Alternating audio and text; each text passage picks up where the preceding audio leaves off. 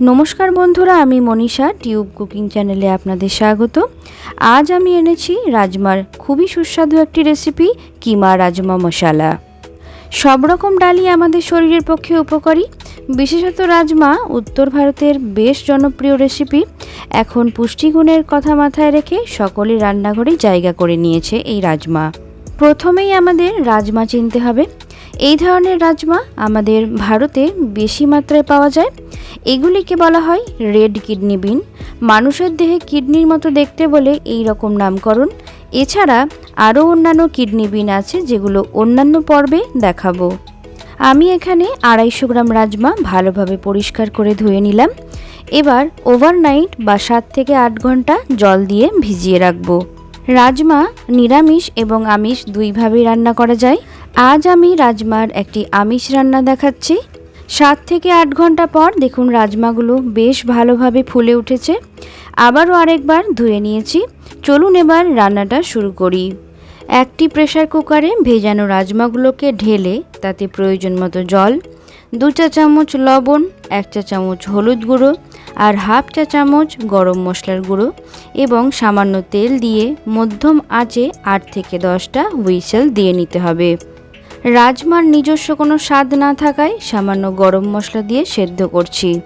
আর whistle পড়ার সময় cooker থেকে যাতে কম জল বেরিয়ে আসে তাই সামান্য তেল ব্যবহার করলাম। প্রেসার কুকারের ঢাকনা বন্ধ করে দিচ্ছি। এটা সেদ্ধ হতে থাকুক। চলুন কিমা ম্যারিনেশনটা করে নিই। 250 গ্রাম রাজমার জন্য 250 গ্রাম মাটন কিমা নিয়েছি। আপনারা চাইলে চিকেন কিমাও ব্যবহার করতে পারেন।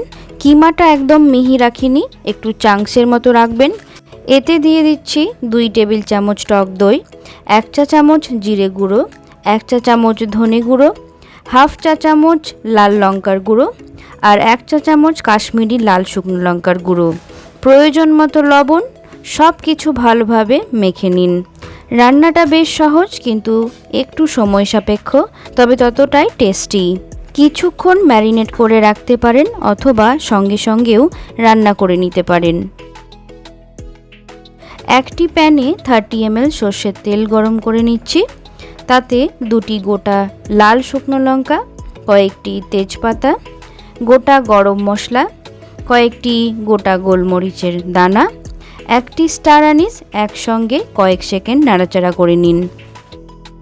ফোড়নটা ভাজা ভাজা হয়ে গেলে একটি বড় মাপের মোটা করে কাটা পেঁয়াজ কুচি এর মধ্যে দিয়ে দেব।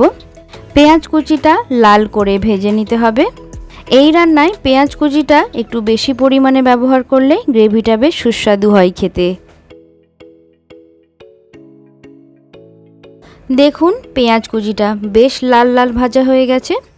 এবার একটি মিডিয়াম সাইজের টমেটো কুচি দিচ্ছি, 2 চা চামচ আদা বাটা এবং 1.5 চা চামচ রসুন বাটা দিয়ে দেব। এর মধ্যে সব মশলাই ভালোভাবে কষিয়ে নেব। গুঁড়ো মশলা এখানে আর দেব না, কিমা ম্যারিনেশনে অলরেডি দেওয়া আছে। মশলাটা তেল না ছাড়া পর্যন্ত ভালোভাবে কষিয়ে নিতে হবে। 5 থেকে 6 মিনিট মশলা কষানোর পর কিমাটা দিয়ে দিচ্ছি। কিমাতে দই আছে তাই দেওয়া মাত্রই জল ছাড়তে শুরু করে। সামান্য গরম মশলার গুঁড়ো যোগ করে যতক্ষণ না পর্যন্ত কিমা ঠিকঠাক কষানো হচ্ছে অথবা জল শুকিয়ে আসছে কষিয়ে নিতে হবে। এক্ষেত্রে বলে রাখি, কিমা যদি ওভারনাইট ম্যারিনেশন করে থাকেন তাহলে ওই প্যানেই মাটন কিমা সেদ্ধ হয়ে যাবে, না হলে প্রেসার কুক করে নিতে হবে। মোটামুটি 20 মিনিট পর এই রকম শুকনো শুকনো হয়ে আসলেই প্রেসার কুকারে 3টে হুইসেল দিয়ে নেবেন। আমি আবারও বলছি, রান্না খুবই সহজ কিন্তু একটু সময় সাপেক্ষ। প্ল্যান মাফিক রান্না করলে এর পাশাপাশি অন্য আরেকটি রান্নাও করে নিতে পারবেন, যেমন ধরুন জিরা রাইস বা অন্য কোনো রাইস আইটেম। রাজমা সেদ্ধ করার পর একটি বড় বাটিতে ঢেলে রেখে কিমাটাকেও প্রেসার কুক করে নিচ্ছি। কুকারের তলা যাতে ধরে না যায় তাই সামান্য মশলা ধোয়া জল যোগ করলাম। ঢাকনা বন্ধ করে 3টে হুইসেল দিয়ে নেব। এদিকে কিমাটা সেদ্ধ হোক, চলুন দেখে নিই রাজমাটার কী অবস্থা। রাজমা বেশ নরম হয়ে গেছে, গলে গেলে কোনো অসুবিধে নেই, কিন্তু শক্ত থেকে গেলে স্বাদটা ঠিক পারফেক্ট আসে না, আবার হজমেও দেরি হয়। রাজমা এবং মাটন কিমা দুটোই সেদ্ধ হয়ে গেছে। এবার ফোড়ন দিলেই রান্নাটা প্রায় কমপ্লিট হয়ে যাবে। একটি প্যানে 2 চা চামচ ঘি গরম করে নিলাম। ঘিটা গরম হয়ে গেলে তাতে 2টি শুকনো লঙ্কা, হাফ টিস্পুন গোটা জিরে এবং সামান্য পেঁয়াজ কুচি দিয়ে ফোড়নটা ভাজা ভাজা করে নেব।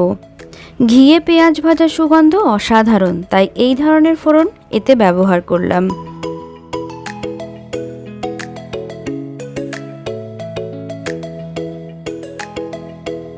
ফোড়নটা একদম রেডি।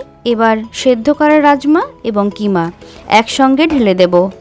জিরা রাইস এবং যে কোনো রাজমা কারি একটি গুড কম্বিনেশন। জিরা রাইসের ভিডিও আমার চ্যানেলে অলরেডি দেওয়া রয়েছে, ডেসক্রিপশন বক্সে লিংক দিয়ে দেব, দেখে নিতে পারেন। গ্রেভি অনুযায়ী কম বা বেশি জল অ্যাড করে নেবেন।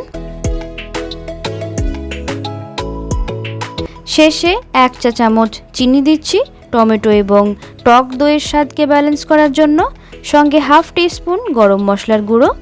রাজমা দিয়ে আরও অনেক রেসিপি বানানো যায়, দেখতে চাইলে কমেন্ট বক্সে কমেন্ট করে অবশ্যই জানাবেন।